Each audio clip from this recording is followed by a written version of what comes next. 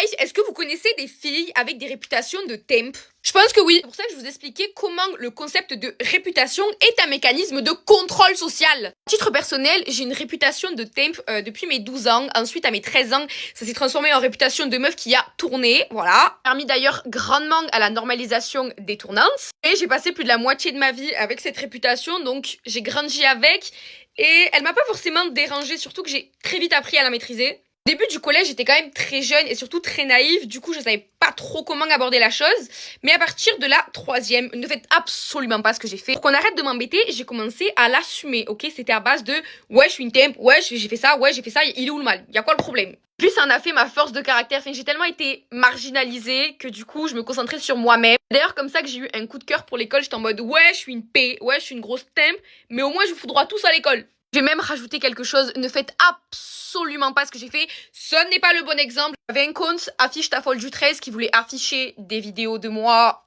Vas-y. Du coup, ce que j'ai fait, c'est que je les ai postés moi-même en story, parce que je voulais leur retirer la satisfaction de m'afficher et de leur faire du mal. Du coup, je tombe à la tête de ma mère que je le fais moi-même. Je précise quand même que je ne voulais pas le faire, j'étais terrorisée à l'idée de le faire, j'étais quand même tarpin jeune. Parce que dans tous les cas, ça allait sortir. Et j'ai réfléchi, j'étais en mode, mais meuf, fais-le, ils auront aucun pouvoir, ils pourront même pas se moquer de toi, t'auras encore moins d'insultes. Au final, l'effet escompté, il était vraiment pas là.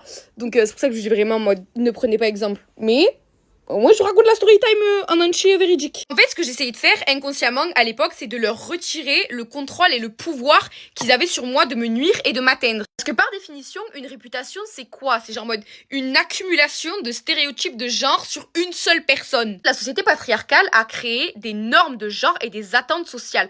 On va attendre d'une fille qu'elle ait un comportement stéréotypé qui répond à ces normes. On va attendre qu'elle ait un comportement spécifique, un comportement respectueux, qu'elle fasse preuve de pudeur et de chasteté, qu'elle ait une vie qui soit cachée, qu'elle ne soit pas trop indépendante.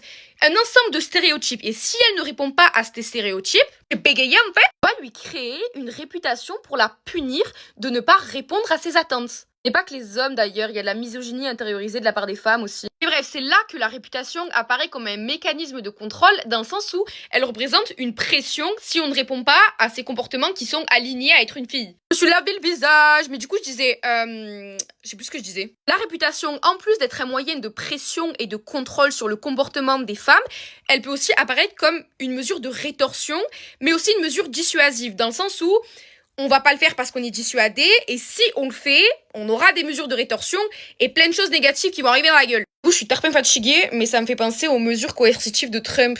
Genre en mode, il aggrave ce genre de mécanisme. Sachez un truc, c'est que votre réputation ne vous définit pas. Bien au contraire, c'est parce que vous ne correspondez pas aux normes qui vous sont imposées qu'on vous attribue cette réputation. Autrement dit, ils sont jaloux de vous ou ils ont peur de vous, sinon ils vous auraient pas attribué cette réputation. Dites-vous que ce type de domination, ça va limiter vos capacités d'expression personnelle. Ça va limiter votre confiance en soi, ça va limiter votre expression de votre être. Passez au-dessus. Bon après, faites pas comme moi, j'étais super jeune et tout, mais prenez vraiment pas l'exemple sur moi, mais juste assumez. Premier degré, plus vous assumez, moins ils vont vous embêter. Ah oui, et il y a un point que j'ai oublié aussi, c'est que les réputations sont fortement alimentées par les rumeurs. Les rumeurs et les ragots, ça va être un outil qui font partie pleinement du mécanisme de domination et de répression qu'est la réputation. Je suis pas assez qualifiée pour donner ce genre de conseils, mais tout ce que j'ai à vous dire, c'est que si vraiment ça vous atteint, allez en parler à quelqu'un de confiance ou à un adulte pour essayer de régler la situation. Perso, j'assumais tout, à tort et à travers, genre mode la première fois que j'ai assumé